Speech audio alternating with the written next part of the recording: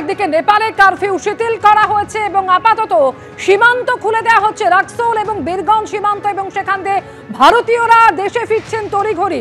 এই মুহূর্তে নেপালের যা পরিস্থিতি তার জেরে ভারতীয় পর্যটক যারা সেখানে ছিলেন তারা কিন্তু দেশে ফিরে আসছেন।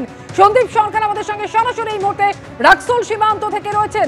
সন্দীপ, একদিকে রাক্সোল সীমান্তে কড়াকড়ির যে ছবিটা দেখা যাচ্ছে, প্রত্যেক মুহূর্তে সতর্কতা সেখানে বিশেষভাবে, এবং ভারতীয়রা তাদের দেশে ফেরার একটা তারা সেটাও চোখে পড়ছে। সব মিলিয়ে রাক্সোল সীমান্তের ছবিটা কি? দেখো, বহু ভারতীয় পর্যটক, বহু ভারতীয় পুণ্যার্থী তারা আটকা পড়েছিলেন নেপালে, এবং তাদেরকে এই পরিস্থিতিতে দ্রুত নেপাল থেকে বের করে আনা সেটা গুরুত্বপূর্ণ ছিল। আর তাই এই কারফিউ শিথিল হতেই আমরা দেখতে পাচ্ছি যে একে একে পর্যটকদের যে সমস্ত বাস রয়েছে, পর্যটকদের গাড়ি রয়েছে, সেগুলি একে একে আসতে শুরু করেছে। যে জায়গায় আমরা দাঁড়িয়ে রয়েছি সেটা হচ্ছে রক্সোলের ঠিক ওপারেই নেপালের বড় শহর বীরগঞ্জ। সেই বীরগঞ্জের সীমান্ত দিয়ে একে একে ভারতীয়রা এসে পৌঁছাচ্ছেন, এবং আজকে সন্ধ্যে 6টা পর্যন্ত কারফিউ ছিল।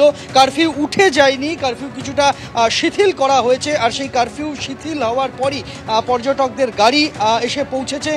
তবে পর্যটকরা এখানে এসে পৌঁছালেও তাদেরকে প্রয়োজনীয় পরীক্ষা নিরীক্ষার পর, নথিপত্র যাচাইয়ের পরই তাদেরকে এই সীমান্ত দিয়ে দেশে প্রবেশ করতে দেওয়া হচ্ছে। আর অন্যদিকে এই যে লাইনটা এই মুহূর্তে তুমি দেখতে পাচ্ছ, বা যেখানে আমি দাঁড়িয়ে রয়েছি, এই লাইনটা হচ্ছে নেপালের যারা বাসিন্দারা রয়েছেন, যারা আটকে পড়েছিলেন এই সীমান্ত বন্ধ হয়ে যাওয়ার দরুন, সেই নেপালের বাসিন্দারা তারা তাদের দেশে ফিরে যাওয়ার জন্য তারা এইভাবেই কিন্তু ভারতের যে চেকপোস্ট রয়েছে সেই ভারতের চেকপোস্টে এসে লাইন দিয়েছেন, এবং একে একে তাদেরকে দেশে ফিরিয়ে নিয়ে যাওয়ার বন্দোবস্ত করা হচ্ছে। নথিপত্র যাচাই করা হচ্ছে, তারা কেন এসেছিলেন, কখন এসেছিলেন, এই সমস্ত নথিপত্র যাচাই করে তাদের ছাড়া হচ্ছে। একদিকে যেরকম নেপালের বাসিন্দাদের এই ছবি তুমি দেখতে পাচ্ছ, এসএসবি জওয়ানরা তারা নথি পরীক্ষা করছেন। অন্যদিকে এই যে গাড়িগুলি পরপর আসছে, এই যে জায়গা দিয়ে গাড়িগুলি আসছে, এটি হচ্ছে মৈত্রী সেতু। যে মৈত্রী সেতু বন্ধনের কাজ করছে নেপাল এবং ভারতের মাঝখানে। একদিকে ভারতের বিহারের রক্সোল, অন্যদিকে নেপালের বীরগঞ্জ। এর মাঝে এই মৈত্রী সেতু, সেই মৈত্রী সেতু দিয়ে একে একে পর্যটকরা যারা আটকা পড়ে গিয়েছিলেন তারা এসে পৌঁছাচ্ছেন। आप लोग कहाँ फंसे हुए थे? हम लोग सौरा कब से? 3 दिन से। अच्छा, तो कितना हिंसक परिस्थिति है उधर देखे हैं? बहुत भयावह है, बहुत भयावह है, वैसा नहीं होना चाहिए था। हम लोग होटल में ही थे। आप लोग क्या 2 दिन होटल में रुके हुए? हम लोग 8 तारीख से लेकर और आज तक होटल में स्टे किए। वहाँ की स्थिति बहुत ही दयनीय है। इतना प्रदर्शन चल रहा है, रोड पे गाड़ी को फूंक दिया जा रहा है, भिन्न भिन्न प्रकार के लोगों को जो है तबाही पहुँचाई जा रही है। बहुत ही बुरा स्थिति है वहाँ। तो आप लोग होटल से निकले नहीं?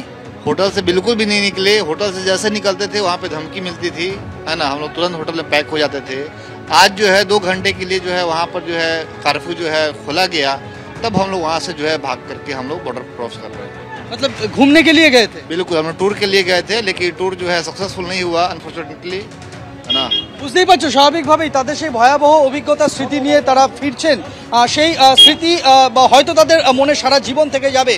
এই মুহূর্তে গোটা মৈত্রী সেতু, সেই মৈত্রী সেতু এখানে ভারী সংখ্যায় মোতায়েন করা হয়েছে এসএসবি জওয়ানদের, এবং যতগুলি গাড়ি আসছে, বাস আসছে, ট্যুরিস্ট বাস, প্রত্যেকটি ট্যুরিস্ট বাসকে পরীক্ষার পর, সমস্ত নথি যাচাইয়ের পরই কিন্তু সকলকে, ভারতীয় যারা রয়েছেন তাদেরকে এই সীমান্ত দিয়ে প্রবেশ করতে দেওয়া হচ্ছে।